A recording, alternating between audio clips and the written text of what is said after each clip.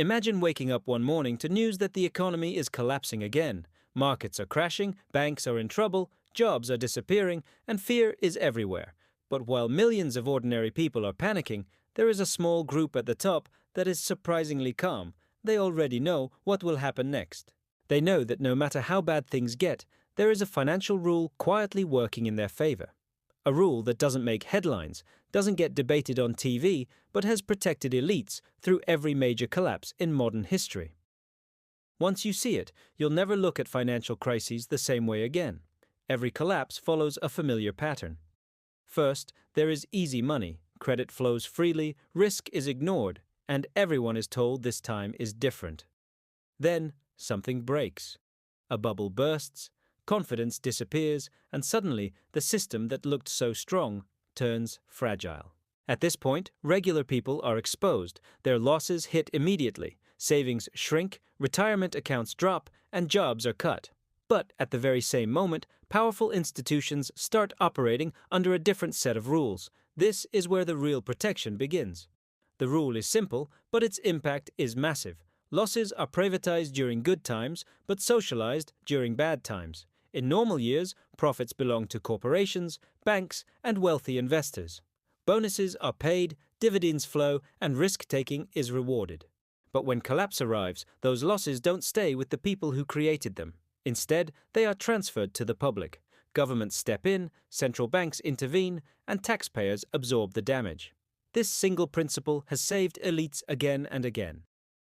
Think about how this works in practice. A large financial institution takes enormous risks because it knows something crucial. It knows it is too big to fail. If its bets pay off, the rewards stay private. If those bets explode and threaten the system, the government steps in to prevent collapse. Not because it wants to save executives, but because letting the institution fall would cause widespread damage. The result is the same either way. The institution survives, executives walk away, and the public pays the bill. This isn't theory. It has already happened multiple times. During major financial crises, governments have injected trillions into the system. Official explanations talk about stabilizing markets and protecting the economy. But look closer, and you see the pattern. Liquidity is provided first to banks. Asset prices are supported before wages. Credit markets are rescued while households are told to tighten their belts. The rule quietly does its job. One of the most powerful tools in this process is the central bank. Central banks can create money, set interest rates, and buy assets. During a collapse, they move fast. Rates are cut to near zero. Massive asset purchasing programs are launched. On the surface, this looks like help for everyone. In reality, it benefits those who already own assets. Stocks, bonds, and real estate recover quickly. Those without assets don't feel the same relief. Their wages don't instantly rise. Their debts don't disappear. The gap quietly widens. This is why collapses often end with greater inequality than before. The system doesn't reset evenly. It resets in a way that protects those closest to money and power. The financial rule ensures that capital is preserved, even if trust, stability, and livelihoods are damaged. And because the process is technical and complex, most people never realize what happened. Another layer of this rule is legal priority. In financial systems, there is a clear order of who gets paid first when things go wrong. Secured creditors come before unsecured ones. Large institutions are positioned at the top of this hierarchy. Workers, small investors, and pension funds are often much lower. So when assets are liquidated during a collapse, the powerful are protected by design. This isn't corruption in the traditional sense, it's written into the structure of the system. What makes this even more effective is how crises are framed. Collapses are presented as natural disasters, unpredictable events that no one could have seen coming. This narrative removes responsibility. It shifts focus away from risky behavior and structural flaws. Once fear takes over, people accept emergency measures they would normally question. Bailouts become unavoidable. Accountability is postponed, then forgotten. At Silent Collapse, we often talk about how systems don't fall apart loudly. They adjust quietly. This financial rule is a perfect example. It doesn't announce itself, it operates in the background through policies, balance sheets, and legal frameworks. Most people only feel the outcome, not the mechanism. By the time recovery begins, the damage has already been redistributed. Now, if this is making sense so far, take a second to like this video and subscribe to Silent Collapse. It helps the channel grow and allows us to keep breaking down these hidden systems that shape our lives but are rarely explained clearly. Another reason this rule protects elites is access to information and timing. Large players don't react to collapses the way regular people do. They anticipate them. They hedge risks, move capital, and position themselves to benefit from volatility. When panic selling starts, they are often buying. When prices crash, they have liquidity ready. And when recovery is engineered through policy, they are already positioned to gain. Meanwhile, ordinary people are reacting in real time. They sell at the bottom out of fear. They pull retirement funds to survive. They accept lower wages because options are limited. The system rewards those who can wait and punishes those who can't. Time itself becomes a form of protection for elites. There is also the moral hazard problem. Because elites know they are protected, they are encouraged to take bigger risks. The downside is limited, while the upside remains huge. Over time, this behavior increases instability. Crises become more frequent and more severe. Yet the same rule is applied each time. Save the system, protect the core, and let the costs spread outward. Some people argue that this is necessary. They say letting major institutions fail would be catastrophic, and in some cases they are right. The modern financial system is deeply interconnected. A single collapse can trigger a chain reaction, but acknowledging that reality doesn't change who benefits most from the solution. The rule still operates the same way. What's rarely discussed is that alternatives exist. Losses could be shared more evenly. Bailouts could come with strict conditions. Equity could be wiped out before public money is used. Workers and households could be prioritized alongside institutions. But these options threaten existing power structures, so they remain largely theoretical. As the collapse fades and recovery begins, a strange thing happens. Asset prices recover faster than the real economy. Headlines celebrate market rebounds, while everyday life remains difficult for many. This creates the illusion that the crisis is over, even when its effects linger. The elites move on, often wealthier than before. The rest are told to be patient. This cycle repeats because the rule is never challenged at its core. Each collapse strengthens it. Each intervention sets a precedent. Over time, the idea that some institutions must always be protected becomes normal.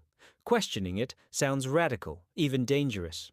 And so the system continues, fragile but defended. Understanding this doesn't require conspiracy theories. It requires looking at incentives, structures, and history. The rule exists because it works for those in power. It preserves capital, maintains influence, and ensures continuity at the top. The cost is carried quietly by those with the least protection. If you've ever wondered why every major crisis seems to end with the same winners and losers, this is why. The collapse is real, the pain is real, but the protection is selective. Once you see it, you start noticing it everywhere. Before this video ends, I want you to think about one question. If the system is designed to protect certain players during collapse, who is it really built for? Drop your thoughts in the comments. Your perspective matters, and these discussions are how awareness spreads.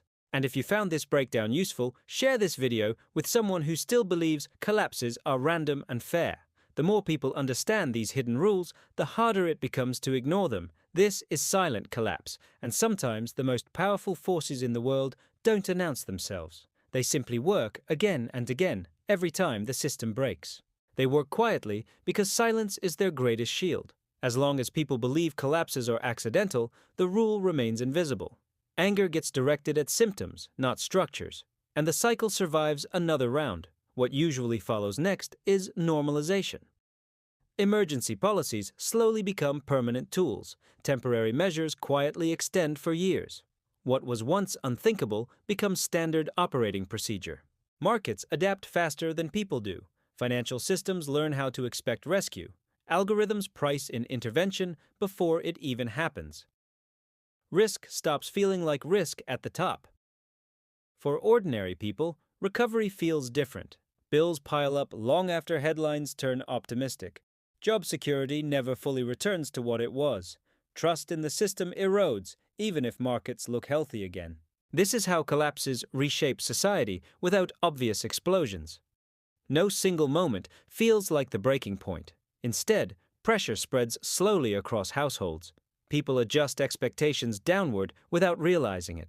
Savings rates change, life plans are delayed, generational wealth gaps widen quietly, and by the time the next crisis arrives, the starting line is already uneven. Another hidden effect is political. Economic fear makes people desperate for stability.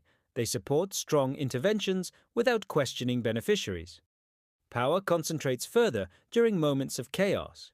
Crises become opportunities for restructuring. Laws are rewritten under urgency. Oversight weakens in the name of speed. What enters as emergency exits as authority. At silent collapse, this is where patterns become clear.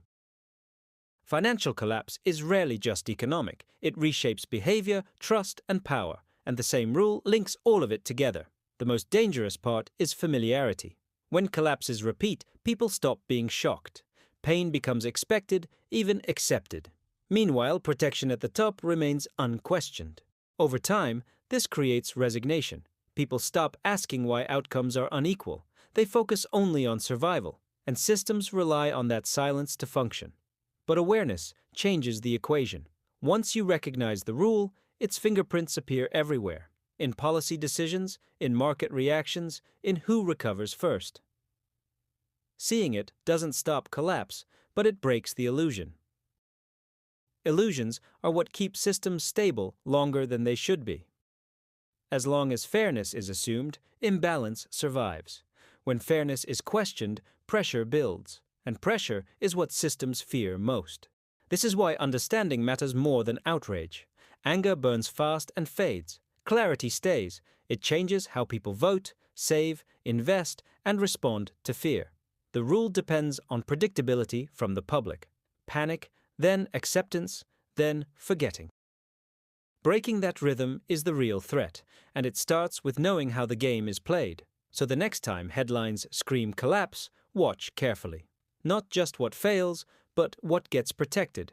Not just who loses, but who absorbs the loss. That difference tells you everything. Because in every crisis, the system reveals its priorities. Not in speeches, but in actions. Not in promises, but in money flows. And once you see that, you can never unsee it.